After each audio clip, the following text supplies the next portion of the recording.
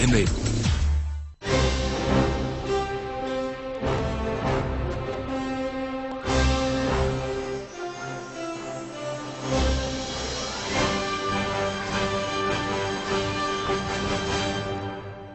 Hello and welcome to the Inclusive India series. I'm Shireen Bhan and we're in conversation with Chanda Kochhar. Chanda, appreciate you joining us here on this special series. I want to talk to you about the issue of jobless growth, and this is something that the government in fact has had to put out statistics which really in a sense have disappointed most people, because one would have thought that in a phase of high growth we would have actually seen employment numbers looking better, but that's not been the case. We can quibble about how good or bad they are, and there's been several opinions on whether or not the private sector data has been accurately reported or not. But your concerns about whether India, if we continue to grow at between 5 to 6.5%, can really be able to generate the kind of jobs our economy needs? Yes, see, Shireen, we say that we have a huge demographic dividend, and the big growth story for us is that we will add 11 to 12 million people in the employable age group every year. But I think the only way to harness this demographic dividend is to, one, make sure there are enough jobs for these people, and the second, and equally important, is to make sure that these people are employable. Because the way we can make a difference to India's growth story is by empowering the youth to participate in the growth in an inclusive manner. And if they have to participate, they of course have to have the jobs available, but more importantly, they have to be employable. So today we have a dichotomy. On the one hand, there is actually a shortage of skilled manpower. On the other hand, there's not enough employment opportunities to the extent we have the number of people. So I think what's most important is to bridge this gap, is to make sure that people have the capabilities to get employed. And generally when we talk of employability of people, we normally think that it's enough to give them a basic education and they'll be able to start work. But the point is that in India we educate people, but we do not give them the necessary skills to take up a job.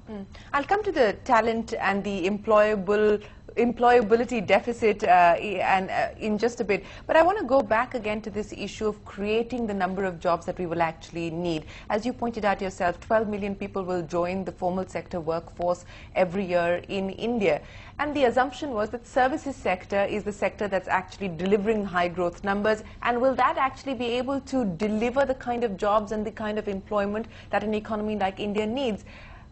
Unfortunately, it doesn't seem to be playing out that way, and with manufacturing slipping the way that it has, especially over the last decade, the job scenario is looking pretty dismal, isn't it? Well, it's a question of whether you look at the glass half full or half empty, but I would say that the advantage that India has, and actually it needs to harness it, is to make all the growth drivers work. So in fact the services industry has been a major source of employment in the past, and employment generation in the past, and we've seen that a lot of the new employment generation has really come out of the services industry. So one would not, and one should not say that that industry has not been able to cope up with what we expected. But the point is that since we have a much higher demographic dividend, we also have to get manufacturing sector working. So, what we have to do is not rely on one sector or the other, allow services to grow the way it has been growing, but really get the manufacturing sector back and ticking. And, we have to actually ensure that we create in India manufacturing hubs across different industry niches. I mean, we can talk of an example of auto and auto parts, and we've done that well in India, but can we not pick up 10 more such industries and create India as a manufacturing hub for the world for those industries? So we come back again to the fact that policy prescription needs to be in the right place. We need to have a policy framework which encourages employment. I mean, our labor regulations, and we speak about this year after year, around the budget, after the budget, but nothing really seems to change. So without the right policy framework, are we really going to be able to capitalize and maximize on this demographic dividend? I'm always again a person who emphasizes more on action than just on policy. So I do believe that actually in terms of policies, we have a lot of leeway still. We do have some of the policies that exist. We really need to get focused and take that action to create these kind of manufacturers. Just take the example of, say, the electronics industry. You know, do we all actually realize that the third largest import for our country after oil and gold is electronics? Now, should we as a country be importing the mobile phones, the small tablets, and you know, so many other of those electronic items? Or can we actually say that we will produce everything here and consume it? You know, again, I think it's a question of focus and to make sure that we get every driver working. So when we look at our current account deficit, we always talk of promoting exports, which I think is a great thing. We need to do that. But simultaneously, we should also look at import substitution. So, you know, if we therefore look at this example, like the electronics industry, I think if we create manufacturing hubs in India just to meet the Indian demand first, even before talking of exports, you know, we are reducing imports, we are creating manufacturing hub, we are creating employment, and therefore we are creating growth further. What is the challenge? You know, we talk about technology and technology coming into the workforce and so on and so forth, but as we move towards a more automated and more technologically connected world, what is it in terms of a challenge as far as employment and employment opportunities are concerned, and how can an economy like India, which needs to generate millions of jobs every year, deal with that? How do you balance that? Yeah, as I said, according to me, it is as simple as saying that we need to get all our growth drivers working.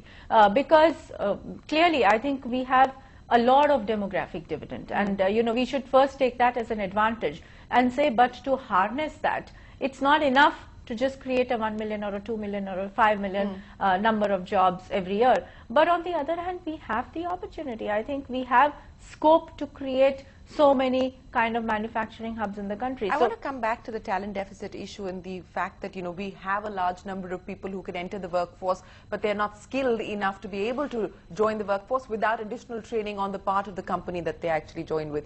And it's a huge issue even as far as the banking and financial services sector is concerned. How are you addressing that?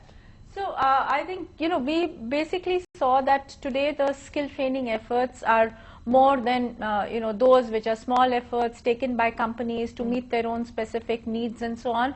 But what we tried to do was to actually see what we could do in a bigger scale. So one is that, you know, we have therefore created skill training, in a way, courses for people that we take in.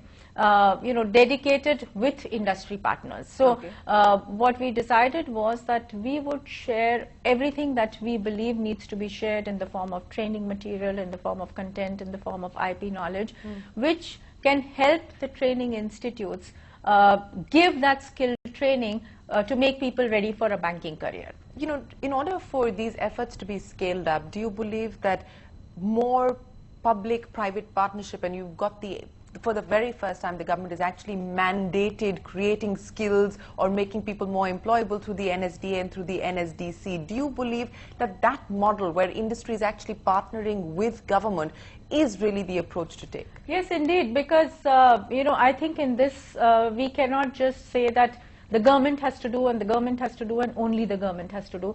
I think the private sector has an equal amount of role to play, and therefore partnerships, I think, just add to synergy. So just to talk of public-private partnership, again, you know, we've realized that even in primary education, basic education, I think for us, public-private partnership has worked extensively.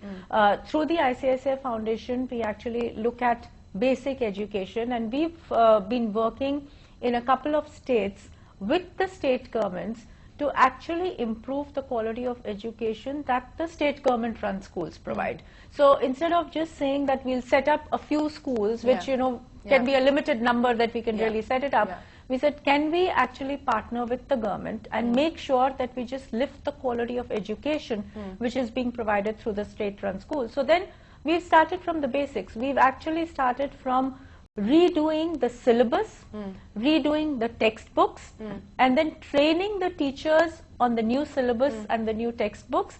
And then that is the quality of education that is being imparted to the children. So the multiplier effect of what we do at the grassroots level then becomes much larger. What's been the challenge of that? You know, because things like education, etc., hugely regulated. The government does not want to give up control. Other state governments have tried to experiment with giving up the infrastructure and getting the soft skills from the private sector. But again, there's been stumbling blocks because of this issue of control. What's the experience for you been like? Yes, I won't say that it was very easy, but I think the way to make it happen is to make the government feel that we are not telling them to give up control, that we are here to add to their efforts and to value add to finally the results that they want to achieve. But I think it requires a whole lot of kind of dedication and commitment on both sides, on the private sector partner and an understanding from the government to say that the private sector is here to value add to us and not really to seize control.